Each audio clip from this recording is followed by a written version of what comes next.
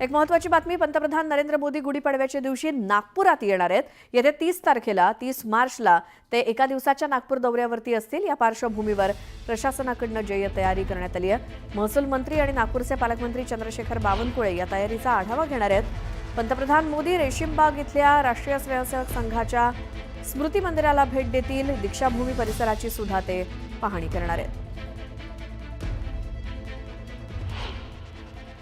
आमदार संदीप जोशी आपल्यासोबत आहेत। खरं तर संघाचं शताब्दी वर्ष साजरं होत असताना आता पंतप्रधान संघ कार्यालयात जाणार आहे। काय हे सगळे नियोजन असेल आणि या निमित्तानं काय संदेश देण्याचा प्रयत्न होणार? संदेश देण्याचा प्रयत्न म्हणून असं काही नाही।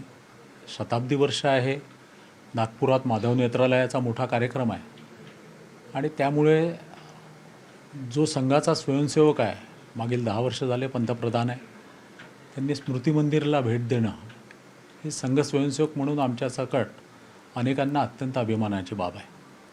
त्यामुळे ते सकाळी येऊन पहिल्यांदा स्मृती मंदिराला भेट देतील, त्यानंतर पवित्र दीक्षाभूमीला भेट देतील, त्यानंतर माधव नेत्रालयाचा कार्यक्रम होईल आणि त्यानंतर डिफेन्सचं काम जे सोलर एजन्सी करते त्याचे प्रोजेक्टचं काही इनॉग्रेशन वगैरे आहे त्याला भेट देतील। जवळपास 4-4.5 तासाचा असा दौरा आहे त्यांचा आणि त्यामध्ये कार्यकर्ते प्रचंड उत्साहात आहे आणि आम्ही जवळपास 47 चौक आहे ज्याच्यामधून ते जाणार आहे, त्या ठिकाणी त्यांचं भव्य प्रमाणात स्वागत आम्ही करायचं निश्चित केलेलं आहे। एक प्रश्न असा पण आहे की गेली 100 वर्षाच्या या कारकिर्दीमध्ये अनेकदा स्वयंसेवक पंतप्रधान राहिले, मात्र ते कधी मुख्यालयात आले नाही। यावेळी पहिल्यांदा हे सगळं केलं जातं। काय नियोजन आहे आणि याच्यामागे काय नेमकी संकल्पना असणार? नेमकी संकल्पना काही विशेष नाही आहे। संघ कार्यालयाला भेट देणं राहिलेलं होतं, ती यावेळेला सहज भेट व्हावी असा उद्देश आहे। नागपूरकरांकरता अभिमान आहे की पवित्र दीक्षाभूमी असो किंवा स्मृती मंदिर असो, या दोन्ही बाबी अत्यंत महत्त्वाच्या आहे आणि लोकांच्या आस्थेचा विषय आहे। त्याच्यामुळे या दोन्ही ठिकाणी दर्शन घ्यावं असं पंतप्रधान कार्यालयाकडून कळवण्यात आलेलं होतं।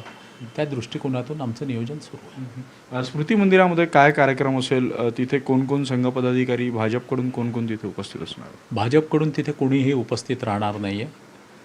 स्मृती मंदिर हेडगेवार समितीचे अध्यक्ष माननीय डॉक्टर भैयाजी जोशी हे तिथे राहणार आहे आणि 2 संघ स्वयंसेवक इतर राहतील, बाकी कोणीही तिथे राहणार नाही।